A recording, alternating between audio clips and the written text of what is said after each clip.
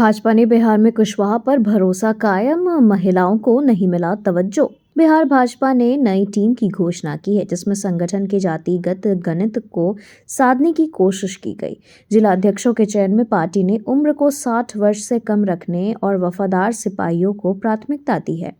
इस बार भाजपा ने 45% स्वर्णों को स्थान दिया है, जिसमें ब्राह्मण, भूमिहार, राजपूत और कायस्थ शामिल हैं। खास तौर पर कुशवाहा समुदाय को 10 जिलों का कमान दिया गया है, जबकि महिलाओं को मात्र 4% स्थान मिला है। इस टीम में सम्राट चौधरी का दबदबा बना हुआ है और मुस्लिम समुदाय को स्थान नहीं दिया गया है। मंत्री के भाई को ठंडा करेगी बिहार पुलिस, फॉर्च्यूनर को जेसीबी से खींच कर ले गई। नीतीश कैबिनेट के मंत्री के भाई की गर्मी को पुलिस ठंडा करेगी, इसकी पूरी तैयारी हो गई है। मंत्री के भाई के फॉर्च्यूनर को पुलिस जेसीबी से खींच कर ले गई। बेतिया में दिहाड़ी मजदूर का अपहरण कर जबरन जमीन लिखवाने वाले आरोपियों की गिरफ्तारी के लिए पुलिस की ताबड़तोड़ छापेमारी शुरू हो गई है। बेतिया में हुए अपहरण कांड के मुख्य आरोपी पावर हाउस चौक निवासी रवि कुमार उर्फ पिन्नू समेत अन्य आरोपियों की गिरफ्तारी के लिए विशेष टीम तैयार की गई है। एसडीपीओ विवेक दीप इस टीम का नेतृत्व कर रहे हैं। बेतिया के पुलिस अधीक्षक डॉक्टर शौर्य सुमन ने विशेष टीम का गठन किया है। 43 साल बाद बिहार को फिर मिला बड़ा मौका। इस दिन पटना में होगा पीठासीन अधिकारियों का सम्मेलन। बिहार विधानसभा 43 साल बाद फिर अखिल भारतीय पीठासीन अधिकारियों के सम्मेलन का मेजबान बनने जा रही है। 20 और 21 जनवरी को पटना में आयोजित होने वाले इस सम्मेलन में देश के 28 राज्यों के विधानसभा अध्यक्ष, 6 विधानसभा परिषद के सभापति और केंद्र शासित प्रदेशों के स्पीकर सहित 300 से अधिक प्रतिनिधि हिस्सा लेंगे। बिहार विधानसभा अध्यक्ष नंदकिशोर यादव ने सोमवार को प्रेस कॉन्फ्रेंस में इस बात की जानकारी दी।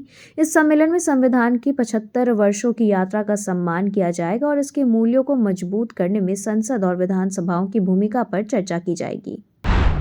जमीन के अभिलेख स्कैनिंग पर सरकार कितना खर्च कर रही? बिहार में भूमि सर्वेक्षण का कार्य चल रहा है। हालांकि सरकार ने सर्वे के लिए तय समय सीमा को बढ़ा दिया है। इस वजह से सर्वेक्षण का कार्य सुस्त पड़ गया है। भूमि सर्वेक्षण कराने के लिए सरकार ने बड़ी राशि खर्च करने की सहमति दी है। सिर्फ राजस्व अभिलेखों की स्कैनिंग और डिजिटल करने पर सरकार को बजट की बड़ी राशि खर्च करनी पड़ रही है। राजस्व एवं भूमि सुधार विभाग की तरफ से बताया गया कि 12.50 करोड़ अभिलेखों की स्कैनिंग हो गई है। कुल 20 करोड़ राजस्व अभिलेख होने की संभावना है। इस कार्य के लिए पूर्व में 2500 लाख रुपए दिए गए, फिर से 3563 लाख की स्वीकृति दी गई है। मेरा अनशन जारी रहेगा। बीपीएससी छात्रों की राज्यपाल से मुलाकात के पहले बोले प्रशांत किशोर। पटना में बीपीएससी अभ्यर्थियों के मुद्दे पर जनसुराज के सूत्रधार प्रशांत किशोर का 12 दिनों तक आमरण अनशन जारी है। इस बीच जनसुराज ने यह दावा किया कि बिहार के राज्यपाल आरिफ मोहम्मद खान ने प्रशांत किशोर को अनशन खत्म कराने के लिए पहल करते हुए छात्रों के एक प्रतिनिधि मंडल को मिलने के लिए बुलाया है। अब प्रशांत किशोर ने एक संवाददाता सम्मेलन में इस बात पर सस्पेंस खत्म किया कि राज्यपाल के इस पहल के बाद फिलहाल उनका अनशन जारी रहेगा या नहीं।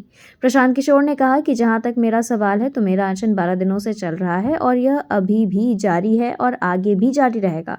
अगर मैं अनशन तोड़ूंगा तो आपको बताऊंगा। पप्पू तेजस्वी और कंबल वाले किशोर के बीच चल रही प्रतियोगिता जेडीयू ने घेरा। बिहार में बीपीएससी अभ्यर्थियों के मुद्दे पर सियासी घमासान तेज है।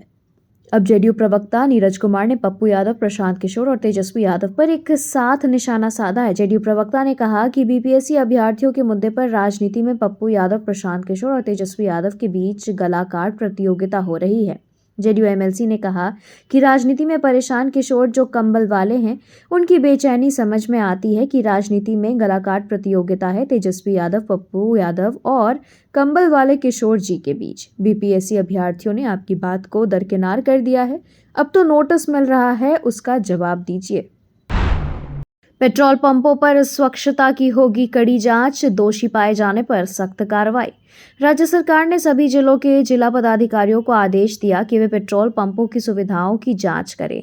जांच टीमों को यह सुनिश्चित करने का कार्य सौंपा गया है कि पेट्रोल पंपों पर पुरुष और महिलाओं के लिए अलग शौचालय और यूरिनल, पेयजल, स्वच्छता और अन्य बुनियादी सुविधाएं उपलब्ध हो। परिवहन विभाग ने पेट्रोलियम कंपनियों को निर्देश दिया है कि वे अपनी जिम्मेदारी के तहत इन सुविधाओं की जांच करें। जांच के बाद दोषी पाए गए पंपों के खिलाफ सख्त कार्रवाई की जाएगी ताकि ग्राहकों को बेहतर सुविधा मिल सके।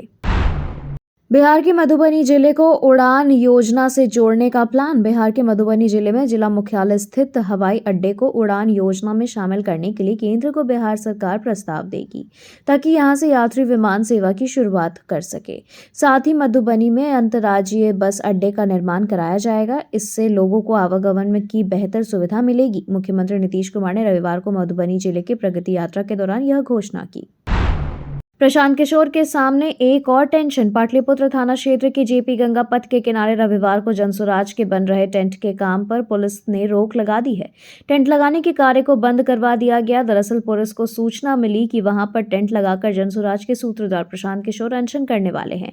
इसके बाद पुलिस सूचना का सत्यापन करने मौके पर पहुंची। वहीं जनसुराज पार्टी के प्रदेश महासचिव किशोर कुमार मुन्ना ने प्रशासनिक हस्तक्षेप को अवैधानिक बताया है और उन्होंने कहा कि जब किसानों ने हमें भूमि दी तो अनुमति की कोई आवश्यकता नहीं है। रघुवर दास के लिए खास है खरमास।